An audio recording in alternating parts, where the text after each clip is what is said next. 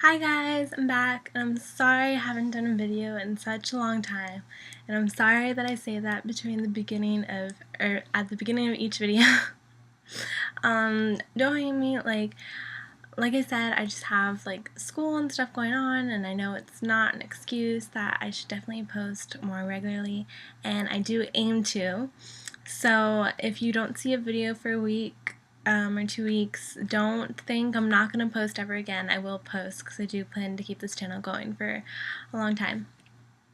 Okay, so this video is going to be about facials, and as you guys know, I told you in my last video I got a facial 2 weeks ago from Tomorrow, and I put pictures of everything, the before and the after and everything, on my blog, so go check that out. I'll link that below at www.talkingaboutacne.com in case you had a pen on you. I don't know. Anyways, okay. So these are just some tips that my esthetician told me and that I discovered that I thought would be really useful to you guys, especially if you're suffering with acne or sensitive skin or anything, because they're things like you wouldn't think of but really make a difference. So, the first tip, and if you see me looking down over here, it's because I typed it up and I have it open in a window right here. So, first tip for getting a facial: before you get your facial, if you're getting it first thing in the morning, obviously don't do anything. Don't wash your face or anything, because your esthetician, when they do the facial, and if you also decide to get microdermabrasion, they're putting a lot of different cleansers on you, a lot of masks, a lot of toners and this and that, and they're gonna strip your face of all its oils. But I mean, clean it really well, basically is what they're doing. So you don't need to do anything else to your skin before the facial. Also, no matter what time of day you're getting your facial, don't drink coffee because the caffeine will heighten the pain. My esthetician told me while she was popping my pimples, and while I was thinking, oh, that would have been nice to know this morning, I wouldn't have had a cup of coffee because, you know, the part where your pimples get popped hurts a lot. But I'm gonna go over that too. Okay, so don't drink coffee because the caffeine heightens pain. This one's for men. Men, ask your esthetician about shaving. Okay, because some men have more sensitive skin than others, or teenage boys, or whatever. And if you shave your skin, it's going to be a lot more painful because of, you're leaving it a lot more sensitized, I guess. But then there's also other men who your esthetician, she just can't get to your pores if you don't shave. So talk to your esthetician about shaving and what she wants you to do about that. This is for women. If you're getting it later in the day, don't remove makeup or cleanse your face beforehand, because your esthetician should do that for you. So don't feel like you have to take off your makeup or anything, because she'll do that for you with her special products and everything. And if you're getting a facial at night, or you're going to sleep within 3 hours, do not wash your face.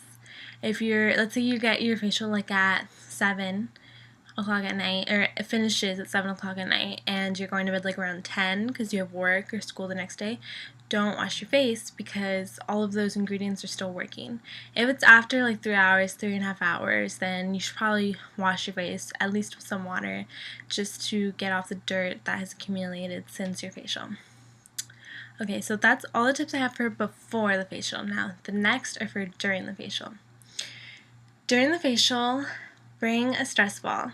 I recommend, because like I said earlier, the part where you get your pimples popped hurts a lot. And there's really, I try, since I do yoga, I try to do my ujjayi breath. If any yogis out there know what that means. Basically just deep breathing, and I try to breathe through it and think about other things, and not the pain. But if you're that kind of person, you can't really bring your mind or bring yourself to a different place, then I would recommend bringing a stress ball. That way, when you're laying on the table and she's pinching and pinching and pinching your face, you're like, ah! Then you could just squeeze the stress ball. Maybe one for each hand. You know, maybe you could be and just squeeze out your stress that way. So that's my own recommendation. However, if your esthetician takes it too far, like let's say it's just beyond the point, you're on beyond tears, you think you're gonna break out sobbing, and it's just too painful, because they need to know that. So if it's beyond, because everyone has their pain point, everyone knows how far they can go. Like, I know how far my skin can go before I'm like, okay, that's too much. But just tell your esthetician if it's going too far, you know, like I can't handle it anymore. Tell her that hurts too much. Can you please stop?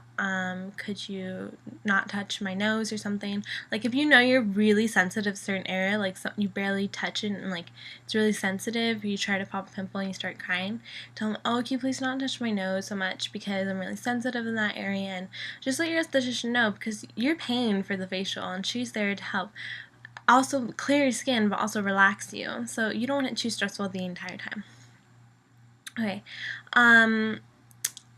so the way the facial goes, if none of you have ever had a facial, you go in, you lay down on a table, and she'll cleanse your face, and then usually she'll do a little mask type thing and do a lot of steam, and the steam will come your face, and after that she'll wipe it off, and then that's when she pops your pimples, the painful part, and after that she'll put a little net, she'll do some electricity, which is supposed to kill the bacteria, and it smells kind of funny but doesn't hurt at all, and then after that she's going to put a cooling mask on your skin. Now, fair warning, the cooling mask should not burn at all. It should not burn at all. It should feel cooling, as its name suggests. It should be a cooling mask, because the last couple times I've gotten facial, I think my skin is sensitive as it is, so after she scrubs it, wipes it, pops it, and my skin is even more sensitive, like super sensitive. And the last couple times I've gone, she's tried 4 different cooling masks on me each time, and so it's like 8 total different cooling masks, because it burned. It burned my face. It felt like my face was on fire and it's gonna get burned off. Like, my skin was, it burned so bad, so bad, so bad. So yeah, so tell her if it burns, because, or him, if it burns, because it should not burn, I discovered. And yeah, tell him if it burns, so it shouldn't burn. Okay, last tips I have for after a facial, drink lots of water so you can detoxify, because what she's doing, she's bringing the toxins to the surface, and so what may happen sometimes, you might break out a little bit after you get a facial, which some people don't expect, and the reason is because your esthetician, she brought all of the bacteria to the surface, and so now it's releasing itself. So another way to make that go faster is to drink lots of water, and then eventually, you know, let it release from your system. Stay out of the sun or wear sunscreen if you're going to be out and about afterwards during the day, because since your skin is already very sensitive, it's more prone to sunburn and UV rays. Exercising is good in my opinion.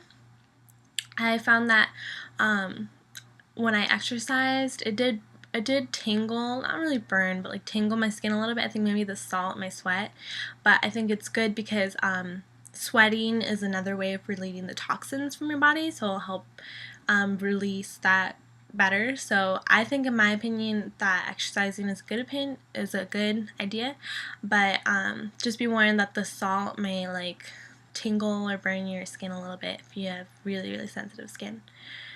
Prolong wearing makeup, because it allows the skin to detoxify more. Now, you can wear makeup if you want to. There's no esthetician I've known that says, oh, don't wear makeup after a facial, like a set in stone rule, but it's a better idea not to, because when you put on makeup, it's kind of a layer and it's covering your pores and the oxygen that comes in and out of your skin, so it just takes longer to detoxify, and you might have that after breakout a little bit longer.